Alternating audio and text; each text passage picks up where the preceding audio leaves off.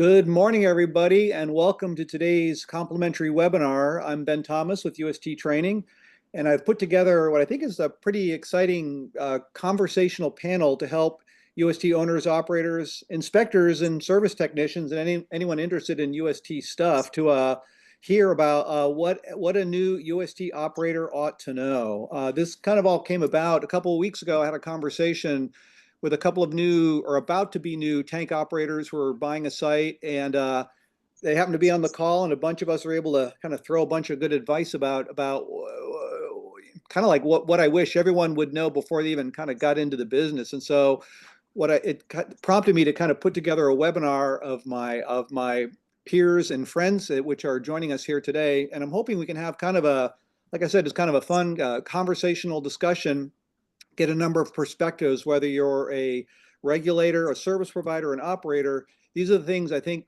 we all wish folks would know to be better UST operators out there. Underground storage tank regs can be a little complicated.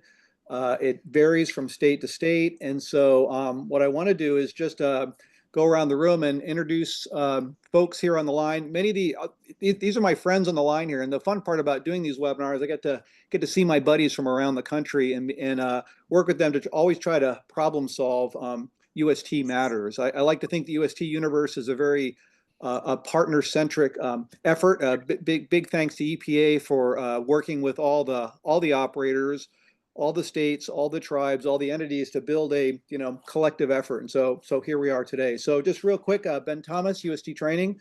I just did the math. I think I'm going to be pushing into my 37th year in the UST universe, first as a regulator and now as a national provider of online ABC operator training. And John Olko, real quick, a quick introduction. Yeah, my name's John Olko. I work for OWL Services currently. Prior to that, I was on the operator side. I worked as an environmental compliance manager for a petroleum company. And prior to that, I did 28 years at the state of New Jersey as a regulator. So if we can bring some points of view from all three sides of this industry. That's awesome. Great. Thanks. And John Tuttle, Stinker Stores. Good morning. Yeah, John Tuttle with Stinker Stores. We have 105 stores located in Idaho, Colorado, and Wyoming. I've been at this for about 18 years. Started for delivering fuel, and then got into the compliance and regulatory side, and now in charge of environmental compliance for our entire chain, amongst other duties as assigned. Super cool. Thanks, John. And Russ Broxick. Sure. So I'm Russ Broxick with EPA's Office of Underground Storage Tanks. Spent 35 years with the state of New York before retiring from there and jumping over to working with EPA and the Underground Storage Tank program, dealing with all sorts of technical issues. Great, thanks. And my buddy Don Reeves from Portland. Good morning. Started in 1988 on a shovel and went to building gas stations, and then I got into testing in 1994 and have never looked back. Currently, I'm the testing manager for Mascot Equipment, and I've got, I think, 9 guys out in the field now, doing what I should be doing. Don's a guy I always call when I need like a real kind of boots on the ground perspective. I really appreciate you joining us today, Don. And then Adam. Yeah, hey, good. I guess it's good morning on the West Coast, good afternoon on the East. But yeah, I'm Adam Santucci. I'm the Manager of Compliance and Training at EG America. We've got 10 banners in about 30 states.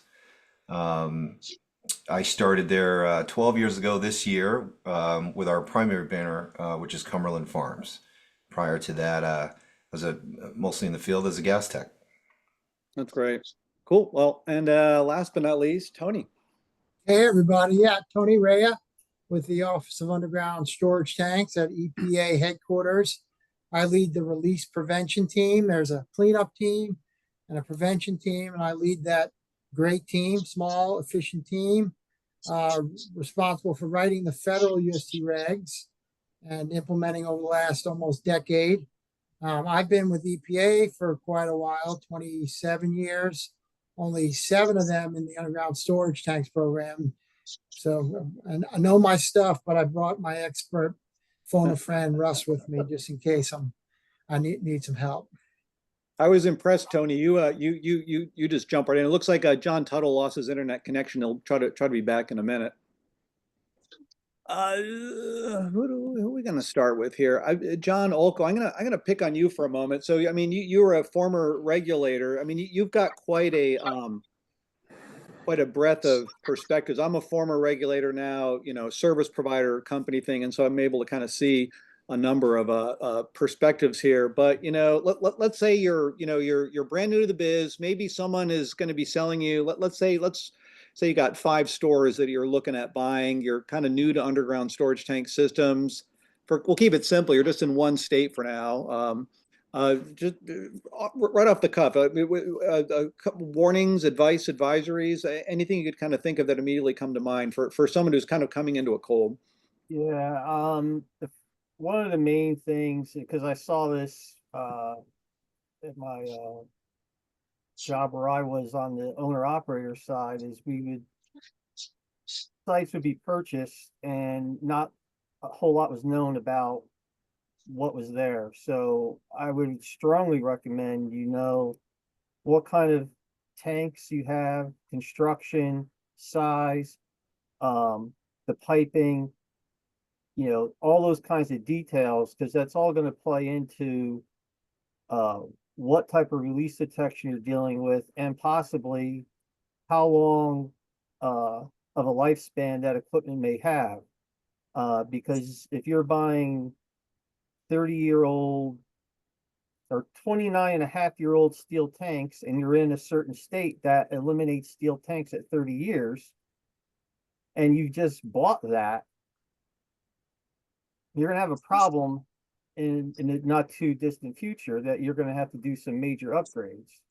And that is, becomes a problem if you don't know what you're buying.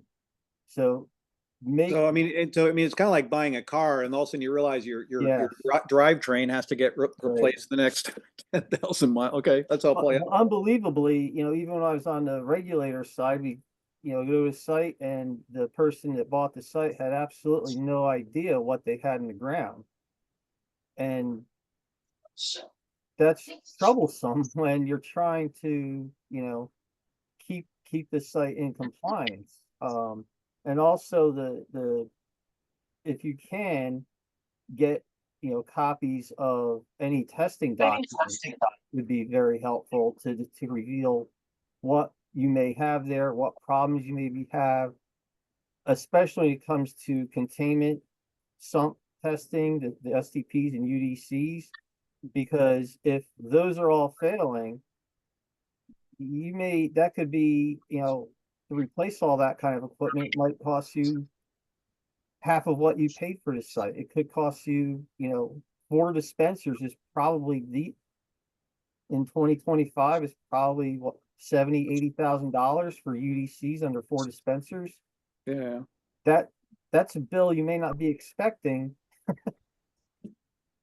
I know the maddening part about, like, when I do operator training, just trying to figure out who has what when you're talking to them, because when people ask a regulatory question, the answer is always, well, it depends. Depends on what you got, the combination of what you got. Would you advise having a new prospective owner talk to a service provider company and have them do like a assessment or tank and, let be like the equivalent of like a home inspection buying a house kind of thing?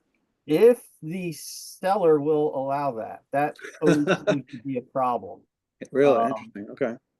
Is getting that to be done, where you can go ahead and get that, a sort of a look under the hood, so to speak, to see exactly what you have. But the more information you get, the better prepared you are to understand what it is you're getting yourself into.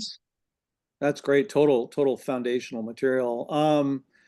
Adam, as a tank operator, would anything to kind of add on top of that? Yeah, certainly knowing your equipment is really good advice. So yeah, I agree with John on that. I mean, as a new operator, just seeking out information, being on webinars like this, Okay. just starting there, let's just talk about that. I mean, knowing your local, state, and certainly the federal regs, and probably in that order, is key there.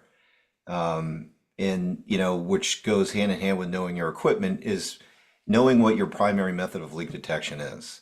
Those regulations are basically, that's what that's about. So when you start getting into like best ways of keeping paperwork and things like that, that can come. But I think the fundamental basics is, okay, this is what I have, this is what I need to do, this is what the regulations are, local, state, and federal. And then just, I can't help but emphasize training, as part of what we do. Know your emergency procedures. So I think as a new UST owner operator, we like to focus a lot about what the regulations are and what the testing requirements are. But the operator training is really critical, and making sure that you're operating, you know what to do in a case of emergency, for instance, would be on my top list of top 3 things. Yeah, I mean, if you're managing dispensing fuel, there's over the course of your career, alarms are going to go off, incidents are, maybe going to happen. We can kind of mitigate those, but certainly having to know how to respond is going to be huge. In the spirit of operators, John Tuttle, we've been talking about knowing your tanks and training and response readiness. If you're to someone, you're having coffee somewhere and you end up talking to someone, they're about to buy 5 gas stations, anything else you'd tell them? No, all those were excellent points. The only thing I would suggest in addition is to kind of practice some disaster drills. Interesting. Okay. Think about, what if a tanker hose becomes unhooked and you've all of a sudden got 300 gallons on the ground? That's still the operator's responsibility. And look at how the lot sloped, and do you have enough spill supplies to try to address that to start with? Maybe practice some response with your teams of what to do when that alarm goes off on the Vita route, or whatever system you've got. How do you respond to a water alarm versus an L2 or whatever? So just trying to get some practice before it happens, so that there'll be some muscle memory there, maybe. I'm thinking of a time years ago. I did a training in Oregon, and actually the Washington Attorney General's office sent this guy down to Oregon to take my class. Washington hadn't adopted rules yet, and this guy was in so much hot water they like forced him to come to my training class. And the guy sat there and he argued.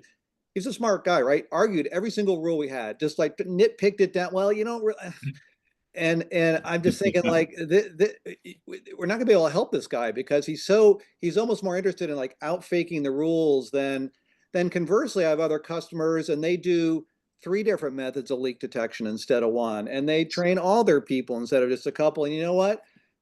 They have the least amount of problems that are out there. My point too being is that even stuff like emergency spill kits are not found in federal EPA rule, right? So the stuff you're talking about, like emergency drills, spill kit, all that stuff is kind of like above and beyond the call of duty. And so I think when you're kind of thinking about prevention, you need to really be thinking about like risk mitigation, not just meeting the minimum rules. EPA, Tony or Russ, feel free to dive in here. So, I mean, maybe Russ, I'll go back to the old days, back when you and I started back in the 80s, right? So I mean, it's kind of incredible. We have this technology to talk about like where we are today. I didn't know any of this stuff when we were first kind of starting out here. So from a state regulatory or EPA position, anything we haven't touched on so far that would be helpful for new operators? So I guess let me throw in, everything else has been said has been great, but one of the things that we continue to see problems with is people that are not intentionally tracking what they need to be doing. Right? So Okay. the EPA regs are saying, look, you need to test your spill bucket every 3 years. We need to look at your release detection functionality every year. how many times do we show up to do a site and they're like, oh, has it been 3 years already? I'll get right on that, right? They don't intentionally get it on the calendar. They haven't got a contractor they've identified that is going to be coming out and routinely helping them. So that'd be, I guess, one of the really easy things, right? Let's get it on a calendar, get some way that you're tracking these things, and identify a contractor who's going to be your go-to person to say, look, I Good. need you to come and know my facility, know what I need to do, and actually get these things accomplished. I And know. I know. Oh, sorry. Yeah, Tony, go on. I would just add, great points all around. We try from the federal perspective to make the federal regulation as easy to read as possible. Always hard when you have to use lawyer speak in regulations. But we created a bunch of compliance assistance material. We hope that has filtered over the years down to states.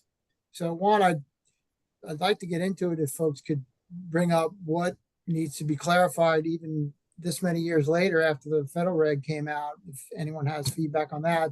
But hopefully it's relatively simple, but the UST regulatory portions of it are fairly clear by this time if you were to buy a station. But we said it earlier, it's state by state. So you really got to go to the state. Some states require an on-site inspector for installation. Others require, certified contractor. So be careful there. And then sort of a random thought, we have some online here.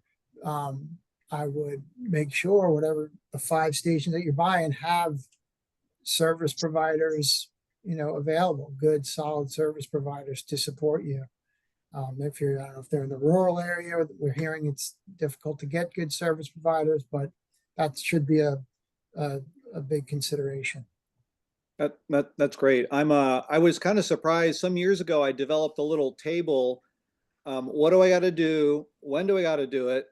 And who has to do it, right? And I'd actually never seen a one pager. And unfortunately, you have to include everything, depends kind of type of equipment that you got. But yeah, for the new folks on the call here today, what you got in the ground exactly and when it was put in are going to be, I think, kind of the principal drivers to determine what you got to do in the first place. And that is not always easy to figure out. And you might have a bunch of older tanks and a new tank put in, and so the schedule's all kind of wonky there. But I think until you can get a handle on that equipment type exact and your date of installation, that'll drive as to what sort of rules kick in. And I can't certainly say enough about service providers. I used to license underground tank workers up in Alaska years ago, Alaska being one of the early adopter states. And again, another portion of the federal rule that was never included. That is the credentials for people to do all the work in order to stay in compliance in the first place. And so Oregon, Washington, Alaska were some of the early adopter states to actually develop a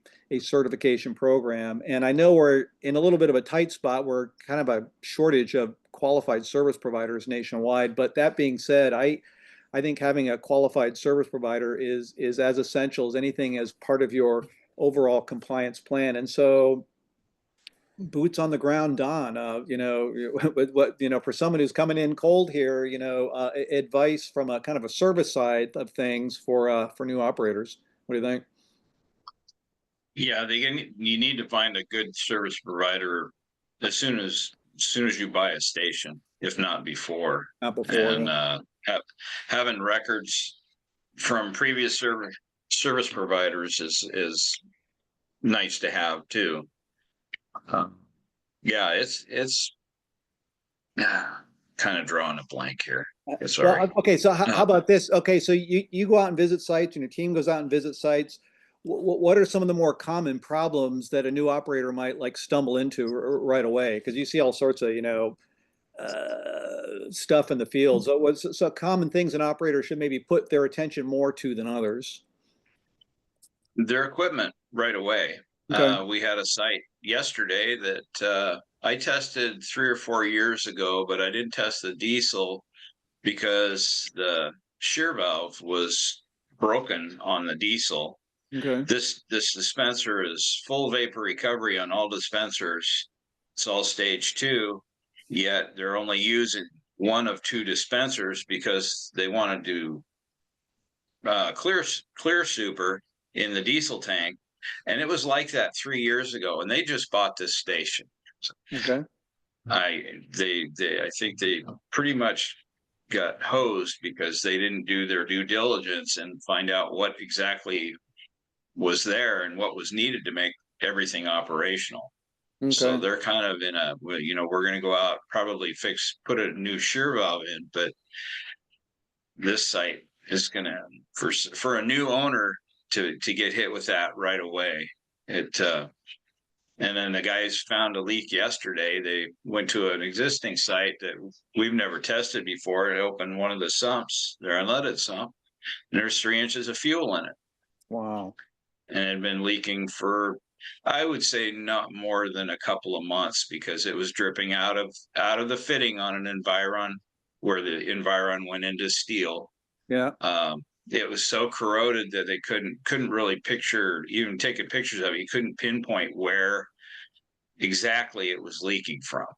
Well, had it escaped beyond the containment sump? Could you tell, or? No, it was all contained. It wasn't even up to the penetrations yet. Okay. But yeah, it was an Environ sump, Environ pipe, and like I said, it wasn't really leaking that long. I mean, in my estimation, maybe 3 months or so. At the rate, it was a good steady drip. So, And if you had waited if you had waited another full year to pop open the lid to do your visual inspection, then, right? Who knows? Right. So yeah, know what your equipment is, and know a good provider.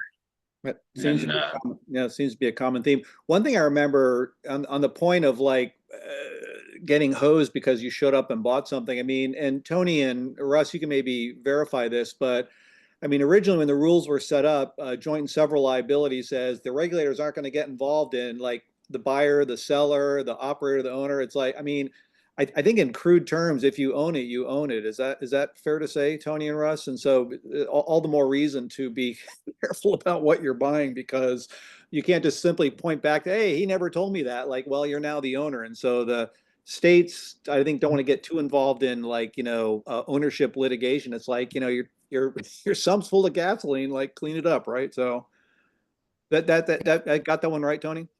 That's fair. There's some nuances. Sometimes there's like an owner of the property and then the owner of the facility. It gets a little nuance there, but yeah, once you buy it, you're the owner operator per the federal regulation. One other thought came up in my mind: people should, verify the age of their tanks and then consider financial responsibility requirements. Of course, if they're in a state that has a fund, that's a lot easier. But if you're in a state that doesn't have a fund for FR, you absolutely have to make sure you could continue the insurance coverage that the previous owner should have had.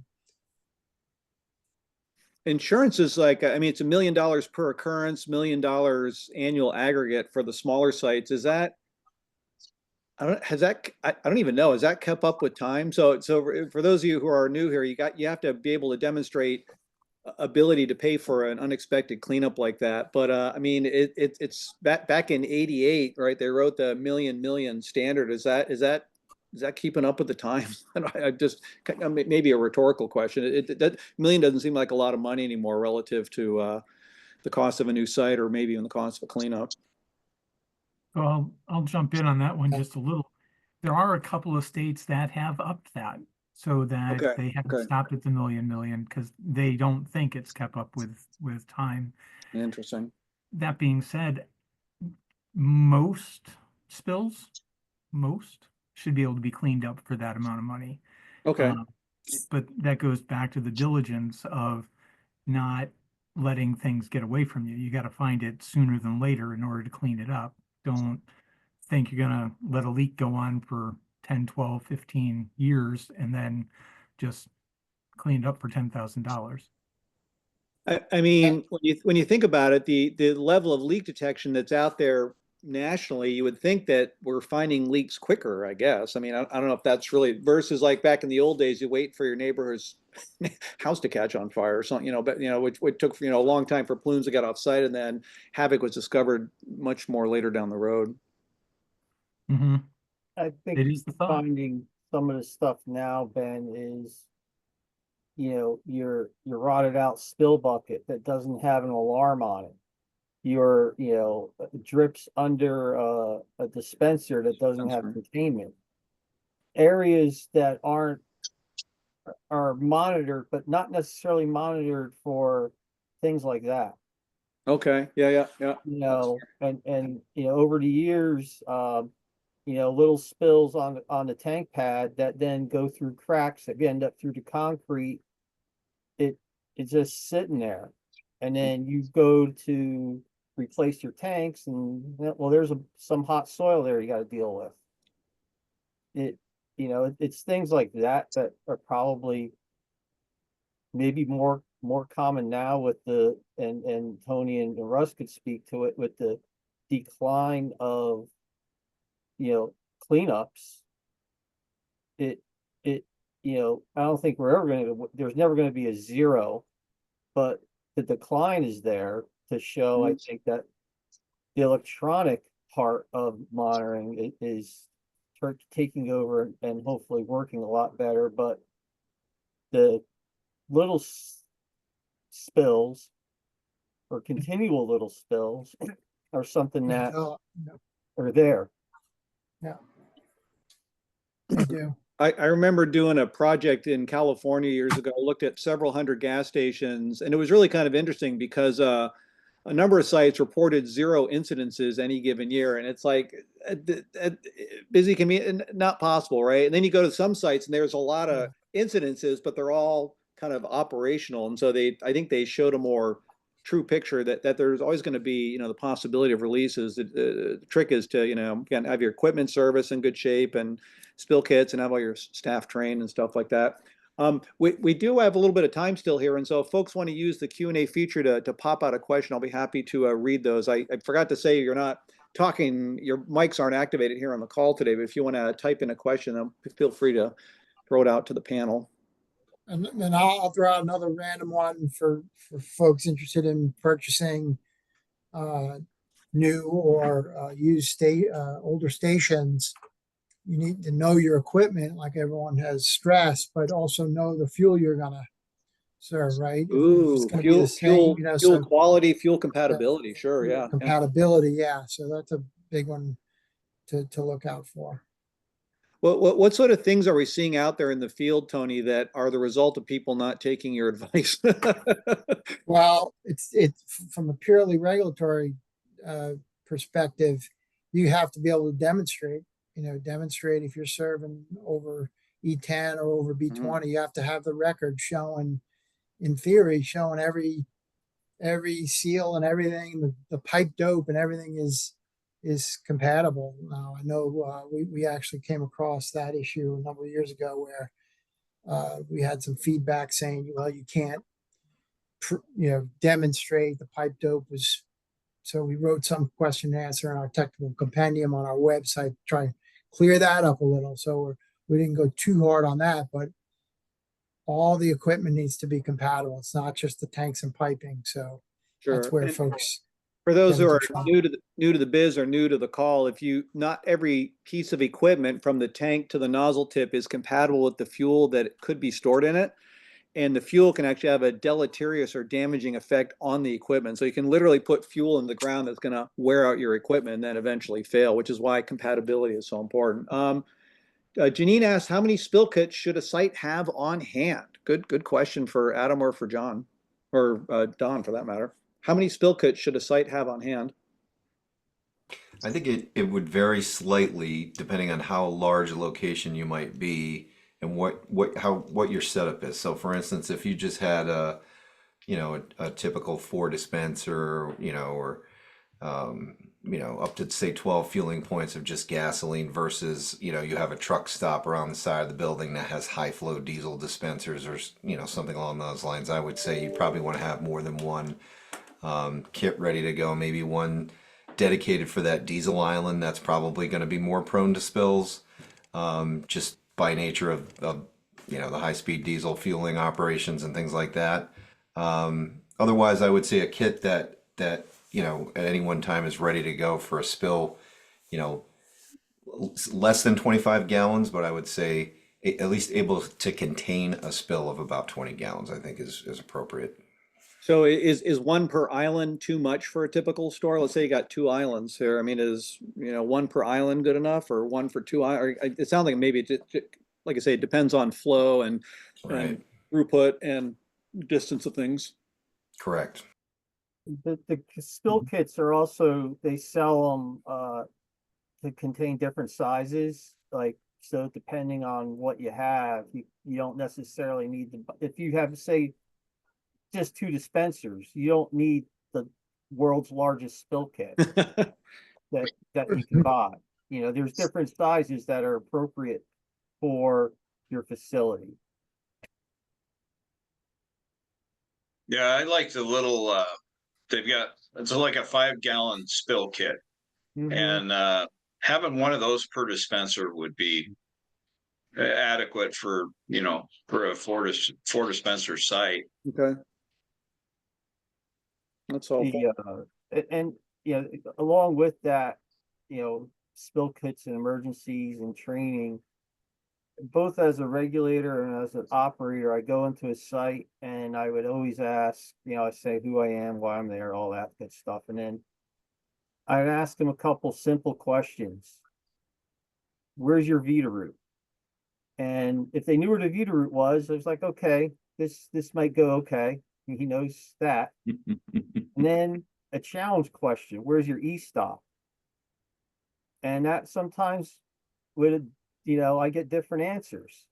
Okay. And, some of the troubling ones I had were sites where I was the AB operator and I had people on site that were AB operators. And I'm talking to the person on site and he couldn't tell me where the e-stop was. I'm like, all right, we're going to do some training now because you need to know that kind of basic information. So if you're a new owner operator that's just taking over, you need to know where this equipment is and need to train your people there to where it is. In addition to, where the spill kit is and how all that works. The list of emergency phone numbers would be very helpful. Yep. Down to writing the address on the emergency list, because you would be surprised when you go into a site and you ask somebody, what's the address? They don't know. They don't know where they're working, what the address is. They know it's, whatever XY gas station, but they don't know their address. So Okay. something as simple as that could be very helpful. Right. Ed Kaminsky had a comment. One thing new owners can do is ask their service provider if they will schedule and track equipment testing for their new facilities, or I need to contact them when I'm due. Many providers will automatically track and schedule routine testing. I got a personal complaint here. My hot water heater, which I'd forgotten to service over the last many years, was totally fouled up. And I called the plumber. I'm like, he goes, yeah, you should have that service every year. I'm like, I think it's in your interest to tell me when it's due so we can pay you to do this sort of stuff. But so, I mean, it sounds like, so Don, does your company set up schedules like that? Hey, you're due for your annual. Hey, you're due for your 30-day, you're due for your 3-year, stuff like that? Yes. Yeah, we keep track of all of it. So again, if you have a really tight assessment of exactly what you got, and then a service provider can tell you, what to do and when, and then it takes the scheduling out of your hands. That's a good comment. Michael asks, is there a regulatory standard around the replacement of an aged Vita root system? Is there a max age of system when replacement is required? I think I know the answer to that, but is there a regulatory retirement age for the tank monitor? I think only in California. Yeah, really. Yeah, that's funny. Yeah. That applies to a lot of things.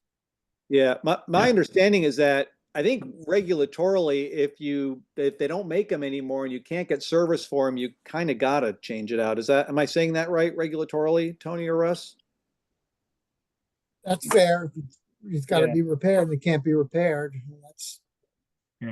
Yeah. I've chatted with some state regulators, and that's the way they're approaching it. Is if you can't get a name brand part to repair an aged system, then you need to upgrade to something that's available.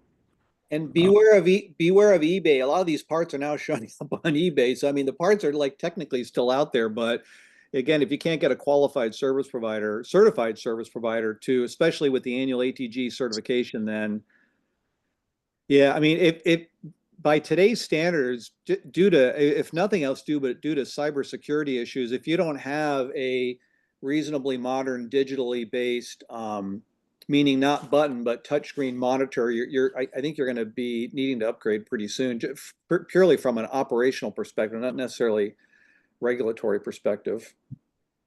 Also, that system should be acknowledged in the New Glide listings of certified systems. Not that they often don't lose that certification, but if they're in there, you know, they're recognized as long as you get, you know, parts for them. Mm-hmm. But at a certain point, I guess there's always the chance they could be delisted as well. Yeah, so make sure your tank monitor has third-party certified, and your service provider should be able to tell you that, and make sure that with it certified, make sure it's also programmed to meet the certification standards, so it's not outside of spec. Someone asked, do USTs have to be replaced at 30 years? I know that's the case for Connecticut. For Not insurance federally. purposes, huh? Not federally, yeah. Is it okay to keep the tank in the ground as long as it passes the leak test? That's the question. And I guess the answer is yes, right? And it depends on your state, but yeah, in most cases you can keep it. Florida, North Carolina, who else has banned single wall tanks? There's a bunch of those around. Bunch of those around, yeah, Sure. yeah. Are there 30-year double wall tanks out there even? Or the 30 years are still like 30 years we're still at the largely single wall tanks? There's tons of 30-year-old double wall tanks out there. Okay, I think what might be a tough question here. Just had an inspection, did very well, except the leak detector on the turbine was installed that way from the manufacturer with it in a spot that is not now okay. I'm guessing that leak detector was offset from the turbine. Had multiple. Yeah, Oregon is. Go ahead, Ben. Had multiple inspections and this being missed. We just received a fine after years of it being missed. Just done a test to show that it works fine. Now, however, surprise fines for these things are very annoying. What are your thoughts about this type of thing? So another site had a pipe that went nowhere. It was not attached to anything, but we got fined for an abandoned pipe. This is not a rule, but we were fined anyways.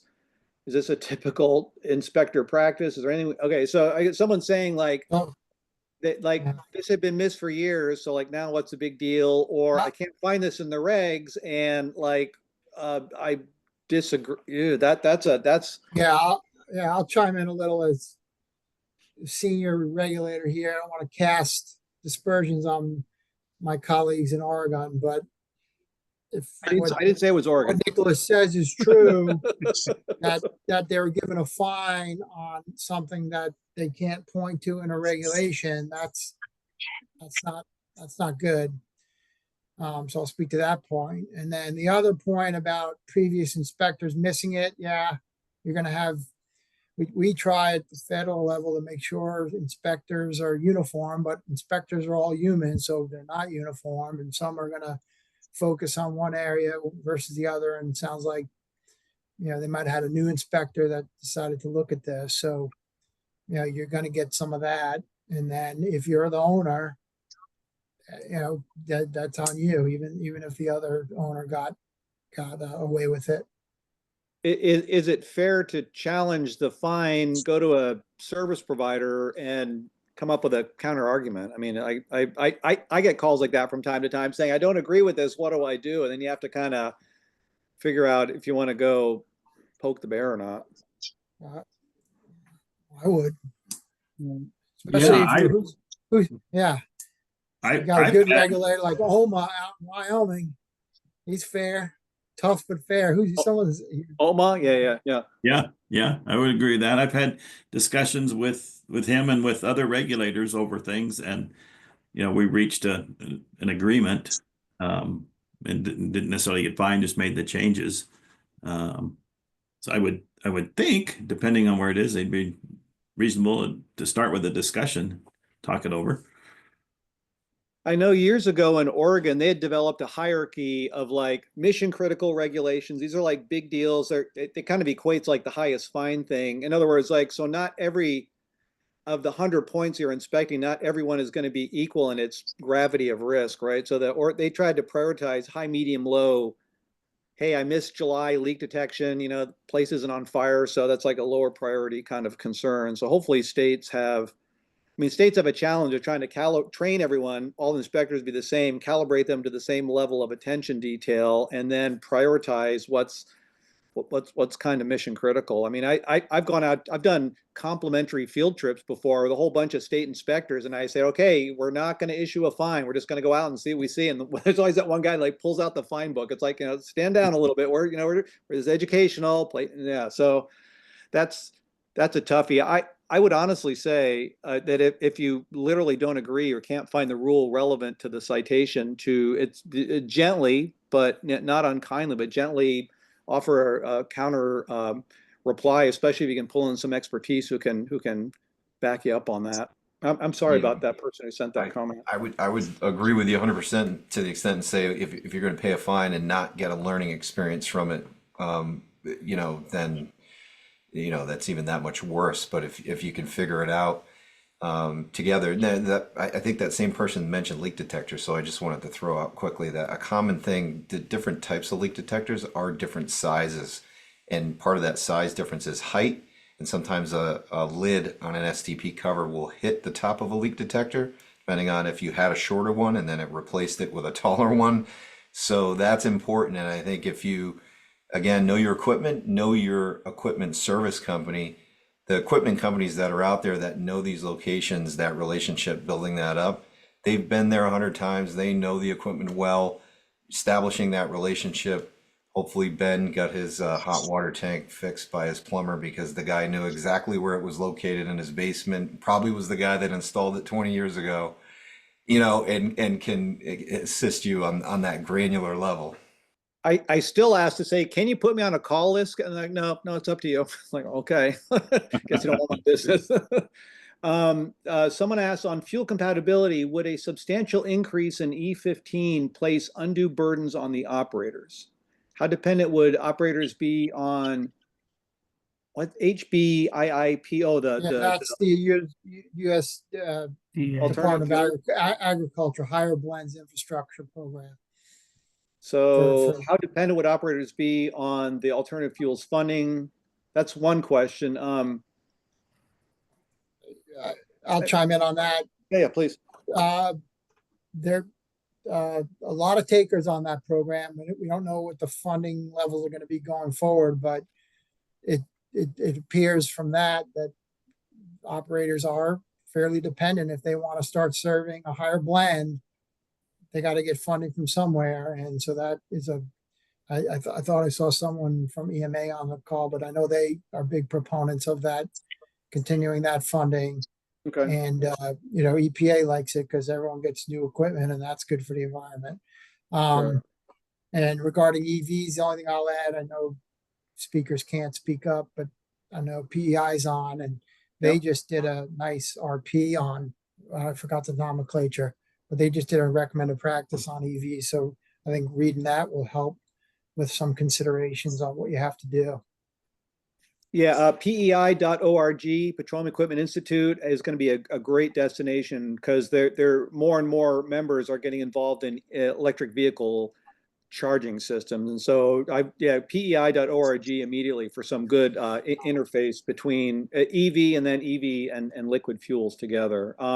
As far as the substantial increase of undue burdens on operators, I think the burden is just proving compatibility. And then just so long as you're aware that you have to get a company who can either you have to part by part go through it. PEI does have a alternative fuels compatibility catalog, but The biggest burden, and it's not really a burden because you don't want your stuff to melt if it's got a different type of fuel in it, right? So the burden is just to be able to make sure your system is ship shape for the new fuels. Recommended disposal methods for used spill kits and contaminated soil. That's a big one. It's gonna be very state specific.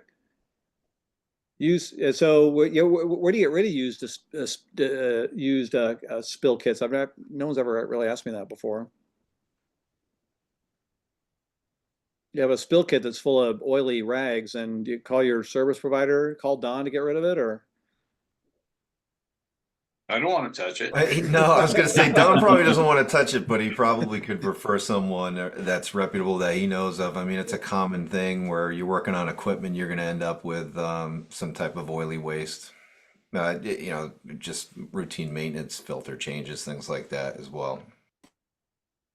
A lot of times we'll take, I mean, we take what we use and dispose of it at our shop. We've got a little poly shed that has barrels. I think it's got 4 barrels in it for rags and filters and stuff. If I find a filter underneath the dispenser, I'll pull it out and just take it back and probably not even mention it to the owner. Because there's a lot of times when you'll find somebody dropped a filter when they were changing it and didn't have the means to get it back. But yeah, I was surprised to see that the proper disposal for oily rags was double bag it and throw it in the garbage. what? Who said that? I read that like last year sometime Okay. on the proper disposal. It only covered for diesel though. That's So- what I patently tell people not to do. Yeah. Yeah, yeah, I agree. Hey, here's Janine asks, I know AB operators are able to train C operators for new employees. Should a refresher be done maybe yearly? Yes. And Adam, I know you guys train annually regardless, right? We do, and that varies, and that again goes to that local and state level, and I think that applies to just as much to oily rags as I think it does to everything else. But yeah, annual for us on the operator training. I mean, that's your emergency response training, and so it's important. Sure. We do have a list of states that do have refresher requirements. It does vary a lot from state to state. There's about 15, 20 states that have mandatory refreshers, everything from 1 year in Kentucky to 7 years in Georgia. So it's kind of all over the map. So if you want to go to my webpage under state regs, I show a listing of what the refresher deadlines are. We recommend periodic, especially for emergency responders, periodic refreshers every year, and then even ABs probably ought to get retrained every couple of years, but it's not a requirement in most states. The hardest part when I was on the operator side was, and Adam probably shares this, is the overturn of your C operators is Brutal. you could Yeah. have the plan of training them annually or even every 6 months for that matter, but they may not be there. And that's always a problem, Mm-hmm. is that overturn of personnel to keep those people up to speed. Absolutely. Yeah, we're training much more than one person once every year, just with the turnover factored in. It's you're trained on that before you're sort of taking operation, if you will. So you got to know that before you even start working, and then if you're gone in 6 months, then we're starting over again, and we're doing the whole thing again. And yeah, good point. Yeah. Yeah, that Exactly. Yeah. yeah, the opportunity to require refresher deadlines is really up to the states. There's no federal standard for that. We do it at least yearly, and because of the turnover, but also if you've got multiple stores and you've got employees moving, then anytime an employee moves, they get site-specific C operator training as well at their new site. And it's challenging, and if you've got your manager is an AB, they get well versed in providing C operator training. Yeah, and just to be clear, the rules do provide in nearly all states that if you're an AB certified operator, you can physically train your own Cs. Hey, welcome aboard. Here's the spill kit. Here's the e-stop. Here's the tank monitor. Or you can get online third-party training from companies like us. One thing I'm sorry. I was going to add, Ben, that one thing a new owner should also do, in addition to the insurance part, is make sure they transfer those tanks or tank registration or whatever it's being called in whatever state, that they get that into their name. Because nothing makes a state regulator more unhappy is they show up and they're looking at the registration and it's not even in their name. Sure. It's somebody else. I mean, yeah, I mean, pretend it's a vehicle you just bought, right? Would you, Right. why would you not report to DMV that you've got this new car, right? Yeah, yeah, it's the same logic there.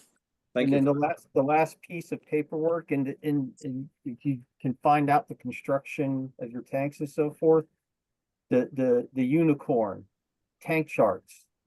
Oh, man, yeah. Wait, I missed that. Say that again? The one thing that seems like no one ever has are tank charts Oh, okay. of what you have there, because those are so helpful for your service provider to know what they're dealing with. Right. And there are, for whatever reason, once those tanks go into ground, whenever they went into ground, they just, I don't know where they go.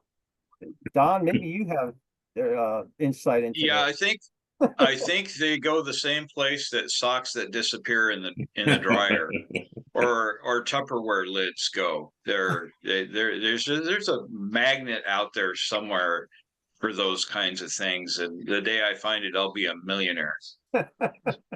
For those who One are of the- new, one of the- oh, sorry, go on. One of the things that we started doing, one of our guys put an online portal for us. Every site I go, I print out the tank monitor Mhm. and I scan it. And so every site that I go to, I have last year's, and when I get to a year, I'll start overriding the ones and I'll replace it with the new tank monitor form or tank monitor slip, just the entire setup. Mhm.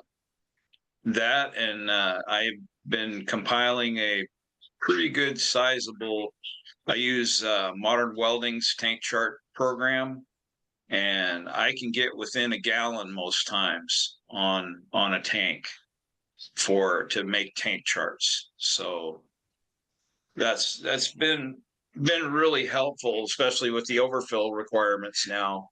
I'm like I said, I've got a lot of tanks that I have to sit down and make a tank chart for each one. And for those who are new here, you have to know the exact gallonage of your tank. A 10,000 gallon tank is not literally 10,000 gallons. It'll be some offset number, higher or lower. I always forget that the fiberglass tanks are less than 10,000, or how does that go? You can tell. 9816 for an Owens Corning 10,000 gallon tank. Right. Yeah. So if you see 98,000 or 9,800 gallon tank, it's really a 10,000 gallon tank. But if your tank monitor uses that 10,000 gallon number, all your inventory readings are bogus. So you have to really know. Okay. So and then if it's like 10,150 or something like that, then it's a steel tank, because steel tanks are normally bigger than the cutoff number, I No, believe. that just varies. It just varies between them. Yeah, it's pretty tough to make a fiberglass chart using a tank chart. You pretty much got to get on the internet and find a fiberglass tank chart because the ends are different. They're not a square tank, Yeah. and they don't quite match up. The numbers just don't quite match up. Yeah, and again, if you don't have the correct size of the tank, then all of your inventory, all your leak detection data is subject to error, and therefore you could be missing a leak, I guess. Let me keep on rolling. Scott Borish reminds us RP 1800 anticipated to be the final installation of electric vehicle charging equipment at motor fueling facilities. It's in draft form, so they'll again go to PEI more for that. Our station is owned by Red Cliff Tribe residing in Wisconsin. Is there anything anywhere I could utilize a PowerPoint presentation for a refresher? Janine, talk to me about that after class. I might have a couple ideas for you. And then Phil said AB is annual in Kentucky. C operators is the training, and C operator training is the facility's responsibility. Does Oregon have a plan to get rid of tanks with a 30-year lifespan? I've not heard of anything. I haven't heard of anything. The only thing Oregon's got up its sleeve is some more stricter requirements for service providers, Don. Yeah. Oh yeah. Yeah. I'm really looking forward to that. I've got some been doing tank monitors for a long time, yet I don't seem to be qualified to do anything with them in Oregon. So Oh no. Yeah. it's starting in July. So I think it's July 25th is when the new drill. So yeah, we and it's not a bad thing. It's really not that everyone that works on this stuff has to be trained on it and has to be certified on it. But when you're getting to, the auto sticks and, I don't know if they're going to, because you can't get auto stick training. You can't get old OPW training or the ecosystems or, it's just, it's going to open a can of worms that they're going to have to deal with, but they'll probably just make them upgrade. Because I have a site that has an incon for the tanks and the interstitials, but all the sensors for the site are on an AutoStick Junior alarm panel next to it. And it all works. I mean, you flip a sensor, it makes a sound and the light comes on and it doesn't print anything on that. But the tank monitor does for the sump sensors and the annular sensors. But Okay. yeah, we're gonna be doing a lot of training this spring. We've kind of reached the top of the hour. I thought I might have each person kind of tie a bow in their thoughts. I mean, for me, I know that the regs can be a little complicated. Well, they are complicated until you know exactly what you've got in the ground. And I think once you know what you got in the ground, and then once you know when they were put in, the rules become a little bit more apparent. We do operator training. We try to explain the most common stuff first and the least common stuff last, so people don't get kind of tripped up there. And so I would say for new operators out there, just become really familiar with all. Like someone said earlier, there's a lot of resources out there, but in particular, become familiar with what you got in the ground. If you haven't had ABC operator training, it should be in your future, and consider a refresher.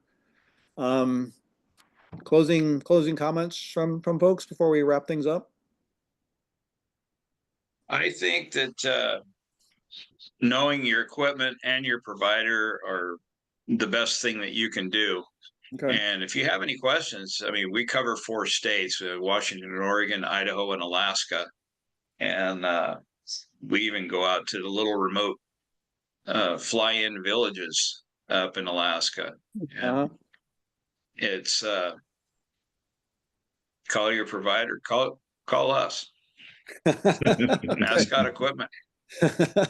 Portland, Oregon. John Olko, any kind of closing? Yeah, I would concur that, hire a qualified, competent service provider that can provide you with the services you need, can assist you with scheduling and keeping track of all your testing, and help you with, compliance issues as they come up. Like the one commenter had an NOV. A lot of times those get ugly and complicated. It's nice to hand that off to somebody who, can understand what's going on there and even negotiate with the regulator on your behalf to come to a resolution. Yeah. Hire the experts. Yep. Russ? You guys have hit the major things, getting understanding what your equipment is and getting the providers ready for you. It's a good thing.